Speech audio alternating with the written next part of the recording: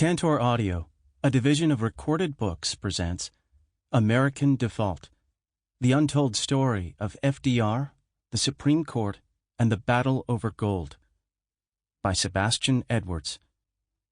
Narrated by Timothy Andrés Pabon. Introduction.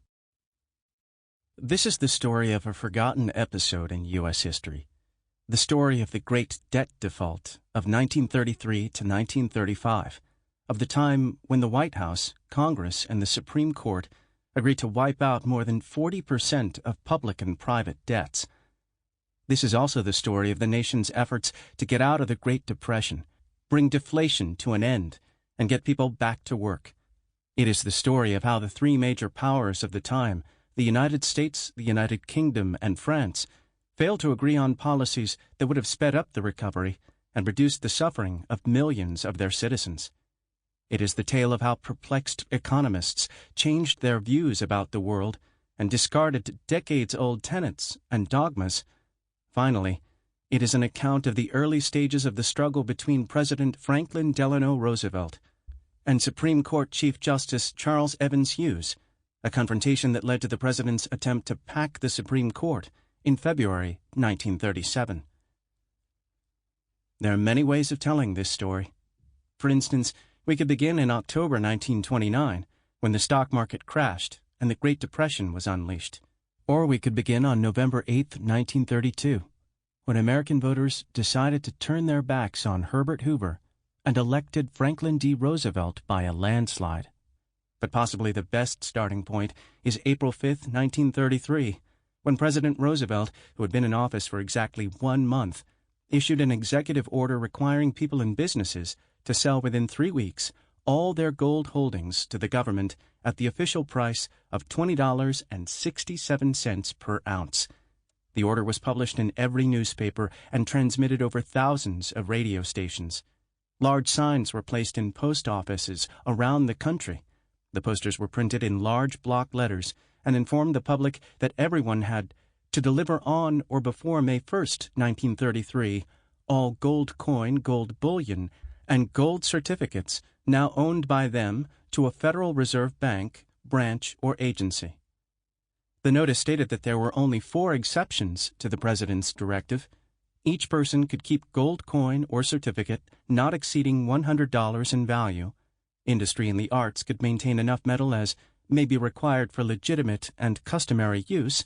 Financial institutions were allowed to hold gold in trust for a foreign central bank, and gold involved in proper transactions approved by the Treasury could be held temporarily by financial institutions. Those who didn't comply with the executive order faced criminal penalties, a $10,000 fine, or 10 years of imprisonment, or both. The public was shocked. Throughout the history of the nation, gold had been used as a store of value, and many families owned gold coins as part of their savings. Gold was given as wedding presents and at bar mitzvahs, and newborns often received a gift of 1 or 2 coins from their godparents.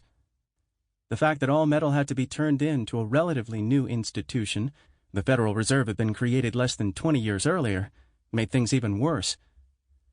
As the May 1st deadline approached, radio announcers reminded families of what they had to do. People could still not believe what was happening. It was true that during the previous months there had been an extraordinarily high demand for the metal and that hoarding had increased sharply, but that was exactly how the system was supposed to work. From time immemorial, people resorted to gold when they faced economic uncertainty, including fears of banks' collapses. In the early hours of March 6th, when he had been barely 1 day in office, President Roosevelt declared a national banking holiday. Its purpose was to stop massive withdrawals of currency and gold and to put in place an emergency plan to strengthen the nation's financial system. A week later, on March 13th, banks began to reopen their doors, and people redeposited their cash and gold in massive amounts. Confidence was on the upswing after President Roosevelt delivered his first fireside chat on Sunday, March 12th. FDR assured the public that those banks that were reopened were solid and in excellent health. As the president had predicted, people were again glad to have their money where it will be safely taken care of. So if things were improving, Why was the government forcing the public to part with their gold? Coercing people to sell their hard-earned metal was not an American thing to do. This had never happened before, not even during the Civil War, when the gold standard was suspended and the Treasury issued greenbacks. The Secretary of the Treasury, Will Wooden, a small and affable man and lifelong Republican who loved music and had composed a number of popular tunes, including Raggedy Ann's Sunny Songs, tried to explain the policy by saying that gold in private hoards serves no useful purpose under current circumstances. When added to the stock of the Federal Reserve banks, it serves as a basis for currency and credit. This further strengthening of the banking structure adds to its power of service toward recovery. The weeks that followed changed America forever. On March 5th, after President Roosevelt convened Congress into an extraordinary session, the legendary 100 Days began. Between March and June 1933, Congress passed legislation that would fundamentally alter the way the economy functioned and set the basis for the welfare state.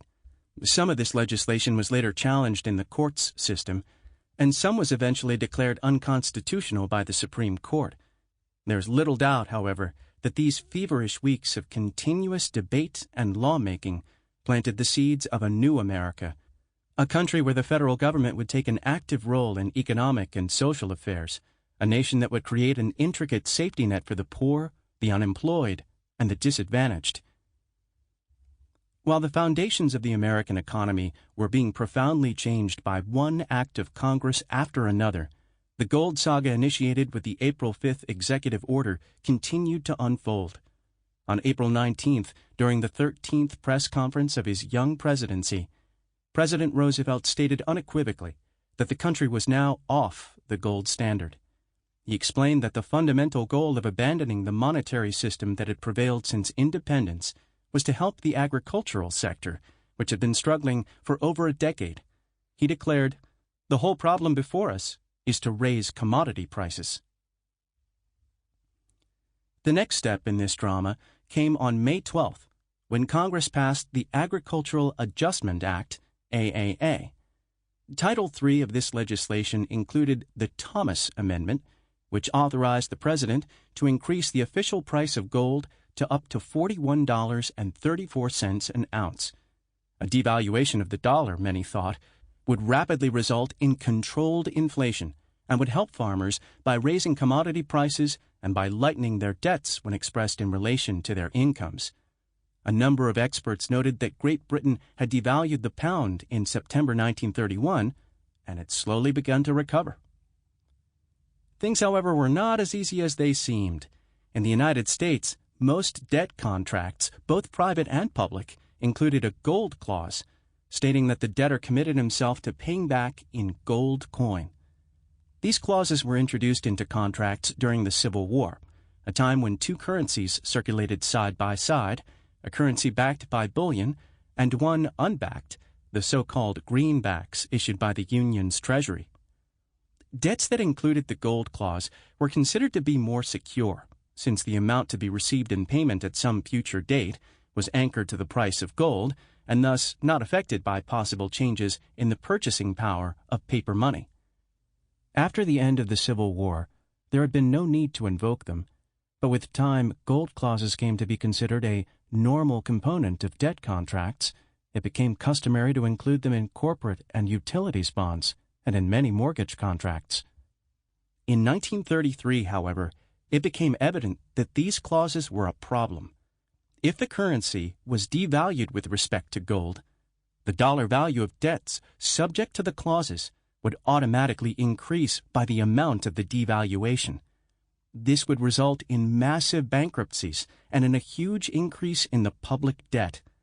For all practical purposes, then, when FDR was inaugurated as president, the gold clauses stood in the way of a devaluation of the dollar. 3 months after Roosevelt had become president on June 5th, Congress passed Joint Resolution Number 10, annulling all gold clauses from future and past contracts. This opened the door for a possible devaluation. Republicans were dismayed and argued that the nation's reputation was at risk. The government, on the other hand, claimed that the joint resolution didn't imply. Sample complete. Ready to continue?